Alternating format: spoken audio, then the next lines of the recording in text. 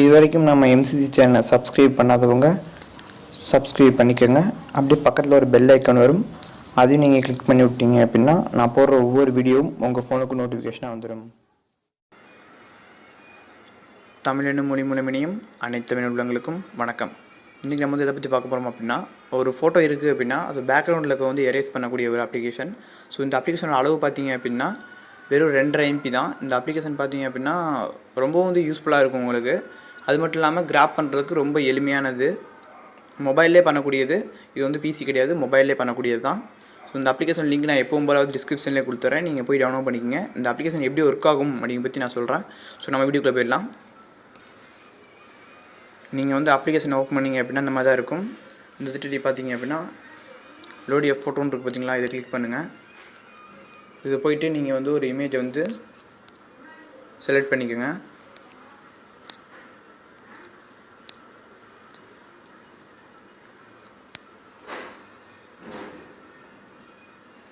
ஒரு இமேஜ் வந்து க்ரியேட் பண்ணிட்டு நீங்கள் வந்து அது வந்து எந்த அளவுக்கு இருக்கணும் அந்த இமேஜ் அப்படிங்கிற பற்றி நீங்கள் வந்து கொஞ்சம் லைட்டாக வந்து கிராப் பண்ணிக்கோங்க. ஸோ உங்களுக்கு ஃபுல்லாக தேவைப்படாது இல்லைங்களா, அந்த அளவுக்கு நீங்கள் வந்து லைட்டாக கிராப் பண்ணிட்டு மேலே டிக் ஐக்கானை கிளிக் பண்ணி விட்ருங்க. இப்போ இந்த ஃபோட்டோ ரெடியாக இருக்குது. ஸோ இப்போ நம்ம வந்து கிராப் பண்ண ஆரம்பிக்கலாம். ஸோ நான் லைட்டாக ஜூம் பண்ணிக்கிறேன்.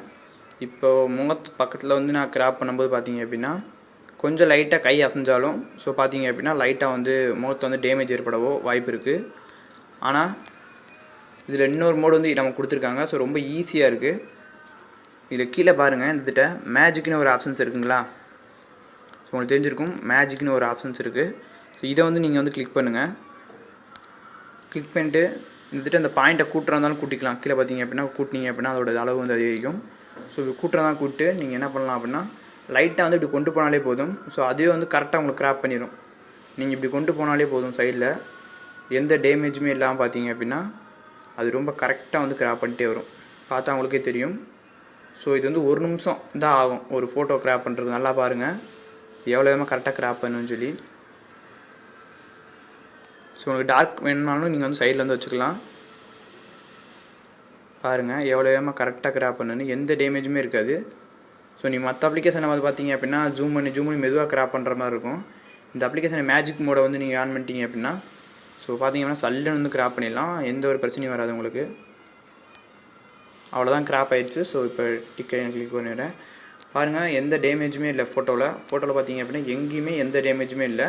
கிட்டத்தட்ட 1 நிமிஷம் கூட ஆகலை, நமக்கு 20 செகண்ட்ஸ் தான். பார்த்தீங்க அப்படின்னா ரொம்ப வேகமாக வந்து கிராப் பண்ணிக்கிறோம். கீழே ஸ்மூத் மோடு பார்த்தீங்க அப்படின்னா நீங்கள் எந்த அளவுக்கு வச்சுக்கலாம். அது என்ன பண்ணுவோம் அப்படின்னா எட்ஜை பூரா கொஞ்சம் லைட்டாக சுருக்கி கொடுக்கும். நீங்கள் எட்ஜில் வந்து பிசுறாக இருந்தாலும் அது வந்து கரெக்டாக கொடுக்குறதுக்காக அந்த இது யூஸ் பண்ணுறது. ஸோ இதாக ஒன்று கொடுத்துட்டு நீங்கள் சேவ் கொடுத்துக்கலாம். ஸோ இந்த இமேஜ் வந்து நீங்கள் பிடிச்ச அளவு வந்து பேக்ரவுண்டு வேறு ஏதாவது வச்சு கூட செட் பண்ணிக்கலாம். இதிலே வந்து பார்த்தீங்க அப்படின்னா அவங்க கொடுத்துருக்காங்க சேஞ்ச் பேக்ரவுண்டுன்னு சொல்லி. இந்த அப்ளிகேஷன் நீங்கள் போய் டவுன்லோட் பண்ணுற மாதிரி இருக்கும். ஆனால் அந்த அப்ளிகேஷன் டவுன்லோட் பண்ணாதீங்க, இது வந்து வேஸ்ட்டு தான். ஸோ இதுக்கு வந்து நீங்கள் வேறு ஏதாவது ஒரு அப்ளிகேஷன் வந்து எடிட் பண்ணுற அப்ளிகேஷனை யூஸ் பண்ணி நீங்கள் இந்த ஃபோட்டோ கொண்டு போய் வந்து பார்த்தீங்க அப்படின்னா பேக்ரவுண்டு வேறு வச்சுக்கோங்க. அப்போ தான் வந்து அழகாக இருக்கும். இதில் கொடுத்துருக்க இந்த அப்ளிகேஷன் வந்து யூஸ் பண்ணாதீங்க. இது வந்து பார்த்தீங்க அப்படின்னா நல்லா இல்லை. ஸோ இந்த வீடியோ வந்து உங்களுக்கு எந்த அளவுக்கு பயனுள்ளாக இருந்தது அதை பற்றி மறக்காமல் கமெண்ட் பண்ணுங்கள். வீடியோ பிடிச்சிருந்தா லைக் பண்ணுங்கள். வீடியோ பார்த்ததுக்கு ரொம்ப நன்றி.